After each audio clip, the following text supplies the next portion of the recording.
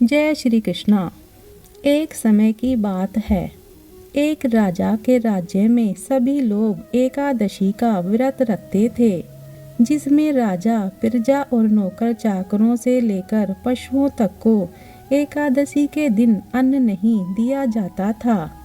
फिर एक दिन दूसरे राज्य से एक व्यक्ति राजा के पास आया और बोला, महाराज, कृपा करके मुझे नौकरी पर रख लीजिए। तब राजा ने उसे एक शर्त पर नौकरी देने की बात कही। तुम्हें हर रोज खाने को सब कुछ मिलेगा, परंतु एकादशी के दिन अन्न नहीं मिलेगा। तब उस व्यक्ति ने शर्त मान ली। फिर जब एकादशी का दिन आया और उसे फलाहार दिया गया, तो वह राजा के सामने गिड़गिड़ाने लगा, महाराज, इससे तो मेरा पेट नहीं भरेगा, मैं भूख से मर जाऊंगा, कृपा करके मुझे अन्न दे दीजिए। तब राजा ने उसे शर्त की बात याद दिलाई, पर वह व्यक्ति अन्न छोड़ने को तैयार नहीं हुआ। तब राजा ने उसे आटा, दाल, चावल आदि दे दिए।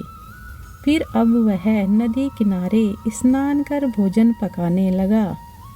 जब भोजन पक गया तो उसने भगवान को बुलाना शुरू किया, आइए प्रभु, भोजन तैयार है। तब उसके बुलाने पर भगवान पीताम्बर धारण किए हुए चारभुज रूप में प्रकट हो गए और प्रेम से उसके साथ भोजन करने लगे। फिर भोजन करके भगवान अंतर ध्यान हो गए और वह व्यक्ति अपने काम पर चला गया। 15 दिन बाद अगली एकादशी को वह फिर राजा से बोला, महाराज, इस बार मुझे दुगनी सामग्री दीजिएगा, क्योंकि भगवान मेरे साथ भोजन करते हैं और पिछली बार भोजन की सामग्री पूरी नहीं पड़ी। फिर राजा को यह सुनकर बड़ा आश्चर्य हुआ। तब राजा बोला, मुझे विश्वास नहीं कि भगवान तुम्हारे साथ भोजन करते हैं। मैं भी व्रत रखता हूँ, पूजा करता हूँ, दान करता हूँ, पर भगवान ने मुझे कभी दर्शन नहीं दिए। तब व्यक्ति ने कहा, महाराज, विश्वास ना हो तो चलकर देख लीजिए। फिर राजा पेड़ के पीछे छिपकर बैठ गया। फिर व्यक्ति ने भोजन पकाया और भगवान को पुकारने लगा, परंतु भगवान नहीं आए। अंततः उसने कहा, हे प्रभु, यदि आज आप नहीं आए तो मैं इस नदी में कूदकर अपने प्राण त्याग दूंगा।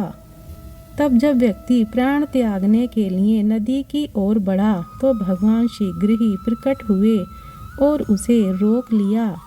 फिर उसके साथ बैठकर भोजन किया और अंत में उसे अपने विमान में बिठाकर अपने धाम ले गए।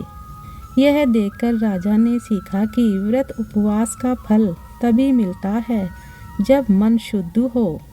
फिर राजा भी सच्चे मन से व्रत करने लगा और अंत में एकादशी व्रत के पुण्य से वह भी स्वर्ग को प्राप्त हुआ। प्रेम से बोलिए श्री लक्ष्मी नारायण भगवान की जय। श्रोताओं, अब सुनिए दूसरी पौराणिक कथा। एक समय एक राजा था जिसके राज्य में प्रजा हर प्रकार से सुखी थी।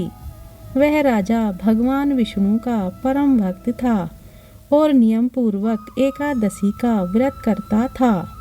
एकादशी के दिन उसके राज्य में कोई भी अन्न ग्रहण नहीं करता था, सभी फलाहार करते थे। फिर एक बार भगवान ने राजा की परीक्षा लेनी चाहिए और वे एक सुंदर स्त्री का रूप धारण कर सड़क किनारे बैठ गए। उसी समय राजा उधर से निकला और सुंदर स्त्री को देख चकित रह गया। फिर राजा ने उससे पूछा, हे सुंदरी, तुम कौन हो और यहाँ क्यों बैठी हो?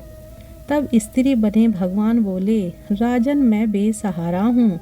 इस नगर में मेरा कोई अपना नहीं है, मैं किससे सहायता मांगूं?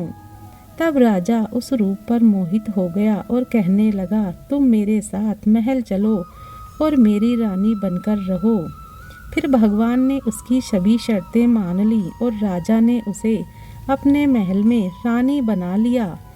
फिर अगले दिन एकादशी का पवित्र दिन आया। तब रानी ने सभी को आदेश दिया कि बाजार में अन्य दिनों की तरह अन्न बेचा जाए।